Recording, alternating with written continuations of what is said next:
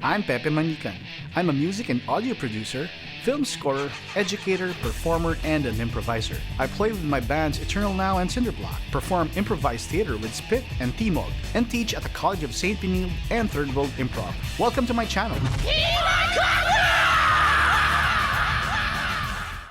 In this technique naman, ang tawag ko dito, fill in the blanks. Fill in the blanks. So itong next technique, I call this fill in the blanks kasi mas simple pa to doon sa motif. Let's say, wala ka talagang maisip na motif, na movement or anything. Ang naisip mo lang nota, 2, 3, 4. Let's say, ito yung mga napili mong nota. Ito, tapos ito, tapos ito, and then ito. Okay na yun. Pwede mo nang simulan yun. So dito sa fill in the blanks, kaya nga natin siya tinawag na fill in the blanks kasi kumbaga hinighlight lang natin kung ano yung mga landmark notes mo. So in this case, parang ang nangyayari, kinukuha natin yung melodic contour, yung melodic motion na concept, and pinatakbo natin siya. Pero simple lang, oh. So from here, tapos ito, umakyat, tapos bumaba, tapos lalong bumaba. So ngayon, ang idea is, paano mo ngayon pupunuin yung ideas between the notes? So for example, nagsimula tayo dito sa G, tapos sa C sharp, tapos sa F sharp, tapos sa F. So ngayon pwede mo ngayon isipin ano yung mga ways kung paano ko pwedeng tawirin yun. So from here,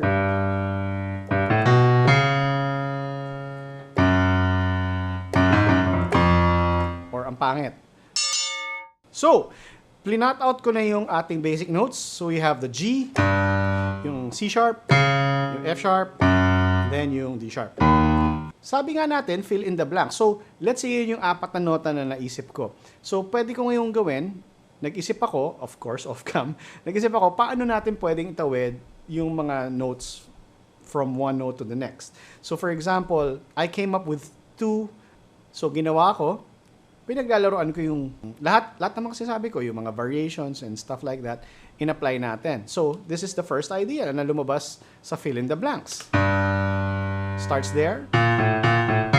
Tumawid. Ginamit natin yung ta-na-na-na-nan.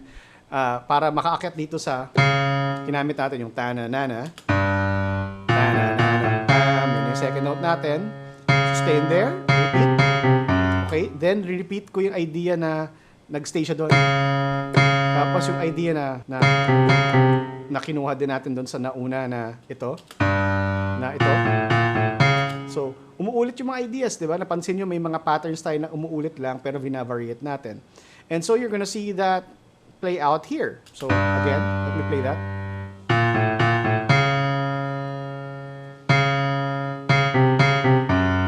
Yan na, bumaba na siya sa F sharp.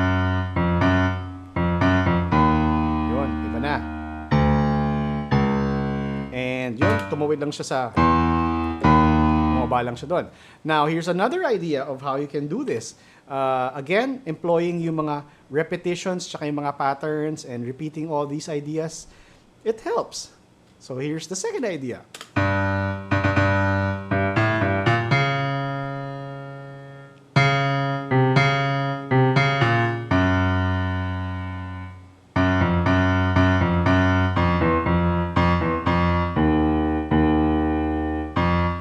Yung sa dulo na that, kasi alam kong uulitin ko na siya. So, pag umulit yung line, let's start here.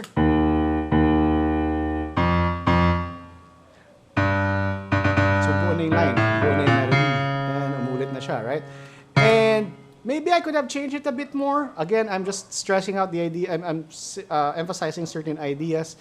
Maybe I could have used this pattern more. Yung ta-ta-ta. Yung rhythmic idea na yun, sana pwede natin gamitin dun sa ibang parts, dun sa... Diba? Pwede natin gamitin yun. And yeah, now I'm getting these ideas. Kanina hindi eh. But that's how it works. Write it down, put it down there, and then review it. And then kapag rini-review mo na, start doing your variations and changing. Depende sa kung ano yung gusto mo. Now, ano naman yung pros and cons nitong style na to? Okay, let's talk about the pros. you can start slow, really slow, maybe even just 2 notes, as long as meron kang dalawang nota, or even isang nota lang, tapos i-repeat mo. Diba? Magkatabi sila.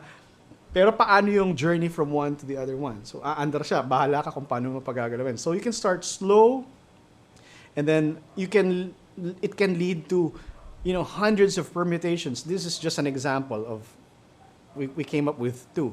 And it took me like, 4 minutes to do it, 3 minutes to do it, just dabbling around para matapos yung video kasi hinahabol ko yung araw, yung ilaw. It can lead to a lot of permutations. Ang bilis mag-mutate niyan, lalo na kung buhusan mo ng oras. Ang saya. It's also easier to manage and handle kasi kung masyado kang maraming motifs, for example, ito at least motions lang siya ng 2, 3, 4 na nota or 5, bala ka kung ilan. Doon ka nagfo-focus. The third pro here is because it's a slower approach, if this is your thing, you can slowly approach it but more calculated. Kasi ngayon, mas tansyado mo. Hindi yung masyadong wild. Kasi minsan with motifs, yun na yung idea. Ito, at least kung type mo yung, hindi, gusto ko pag naglagay ako ng nota, yun na yun eh. May mga taong ganoon. So, kung mas ganoon yung approach mo, dahil nga mas slower to at mas calculated, mas sureable ka sa linalagay mong mga nota right away. And you don't have to think about, tama ba to, tama ba yan? Kasi, yun nga, mas pulido siya. Now, ano naman yung mga cons? May mga ibang tao that this approach can be too slow for them. Baka masyadong matagal, nag-isip ako, daming inisip or something like that. Baka hassle sa kanila yun. Gusto nila, yun na kagad, gawa na kagad. But, yun na nga, this is a skill and if you keep practicing this, bibilis at bibilis ka rin sa paggawa nitong, sa paggamit ng skill na to. It can lead to overthinking. That's another cons here. Lalo na pag may deadline kang hinahabol, baka masyadong mahirap to kasi nga ang daming ideas na papasok sa ulo mo. Ano bang mas magandang permutation? Ito ba? So, it could lead to overthinking. For the last cons nito, it can, for me, it can be mechanical, masyadong cerebral, and remember, some people like their music more emotional, and if you do it this way, baka masyadong mechanical and masyadong step by step na inisip ko muna kung paano ko tatawirin, and then later isipin ko yung dynamics and then yung phrasing and then stuff.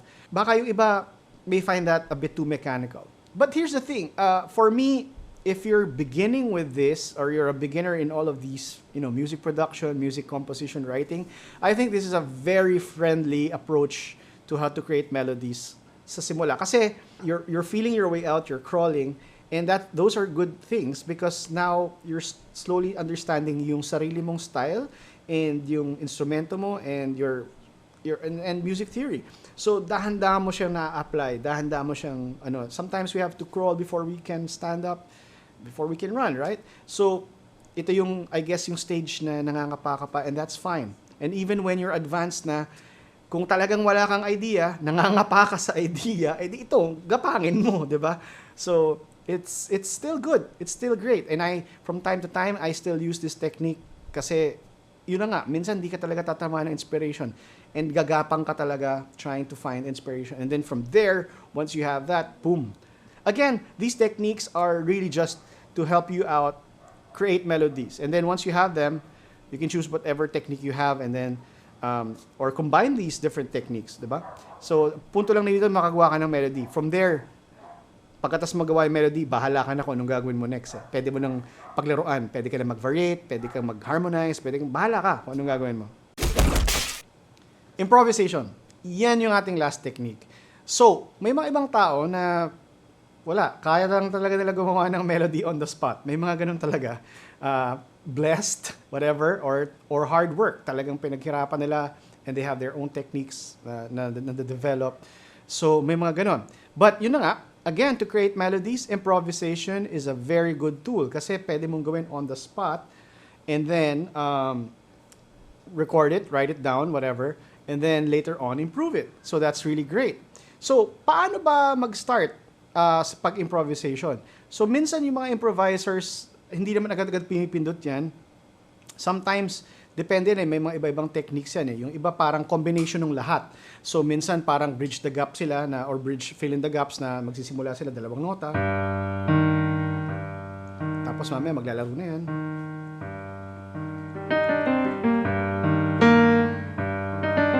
So minsan may mga ganyan. Or minsan, parang motif-based. So magsisimula siya na...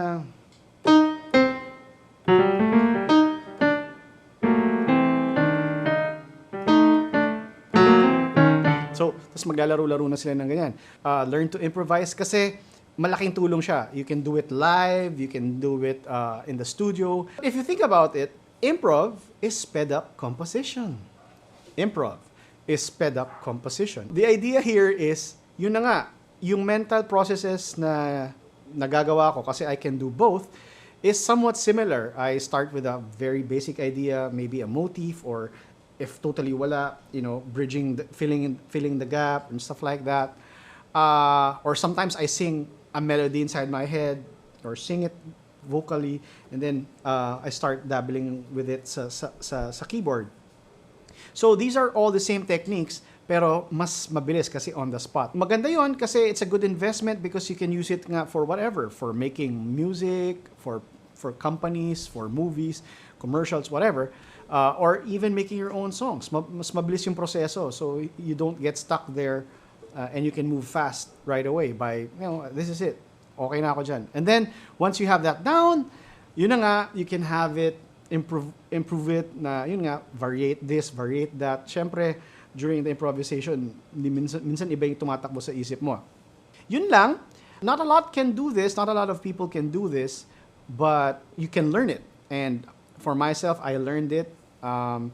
It was not an easy journey, but I learned it. May mga principles na kailangan matutunan, and of course, may mga skills. So ano-ano nga ba yung mga skills na kailangan mo dito para mas magawa mo ng mas maayos yung improvisation mo? One skill na kailangan mo matutunan kapag nag-improvise ka is know your instrument. You have to know your instrument para kung ano man yung na-imagine mo, pwede mong i-execute. Number 2, know your concepts. Know your repetition and variation. Know your call and respond. Know all these things. Kasi sometimes you don't think of specific ideas or techniques. Sometimes you just think of principles and you let the principles guide you. And yun nga, principles are the blueprints doon sa mga techniques. Techniques are actual representation of those principles. So if you think of principles, mas magaguide ka accordingly. Next na kailangan mo malaman is music theory. It helps if you know music theory. Some people can just improvise all the way without knowing musical theory, but that's fine. But if you know music theory, it kind of helps also because nakikita mo na in your head, na-visualize mo na kung ano yung mga kailangan mong gawin, kung paano mo i-harmonize ang isang bagay, or kung paano mo i-variate yung chords and blah, blah, blah, and all those kind of cool stuff. Like what I said, knowing your principles, music theory is one collection of principles. Ako, for me now, I try to learn other musical styles like the Indian music or Filipino music kasi may mga kanya-kanyang principles yan, may kanya-kanya silang rules. Hindi naman lahat ng music yung Western style na alam natin eh. So, asarap nilang aralin kasi may kanya-kanya silang way of how they think about music. And kayo, kung may mga favorite kayong world music styles or genres, share it in the comments and, share some key principles para lahat tayo, pag nag-share, lahat tayo gagaling, lahat tayo matututo. Ano pa mga kailangan para sa, wala, kailangan magaling ka lang talaga. May mga ibang tao talaga magaling eh. Pinanganak silang prodigy sila. Ganun talaga, but it doesn't mean na hindi mo kayang gawin. Kasi nga, lahat naman to skills eh, and all skills can be developed. So, medyo mas mahirap lang for others, but it can be developed. And if you really dedicate your time and practice properly, you will get there. Now, ano naman yung cons when it comes to this style of making melody? Tingnan natin. Con number 1. Mabilis makalimutan, lalo na pag nasa heat of the moment ka na. Minsan when you're playing, di ba, naglalaro ka, nag-improvise ka, hindi mo maalala yun. So, kailangan mong i-record or someone has to take note. Yun lang, kung pen and paper type of person ka, sino magsusulat ng ganong kabilis habang tumutugtog ka? Baka mahirap. Baka kailangan mo ng professional guy na nagno-note, babayaran mo pa siya and all that. So mahirap. One way is to, record using your recorder, your cell phone, your computer, whatever, para lang ma-capture yon. So, kailangan may way ka na ma-document yon. Kasi, pag nag-improvise ka, wala, minsan makakalimutan mo na eh. Tuloy-tuloy ka lang eh.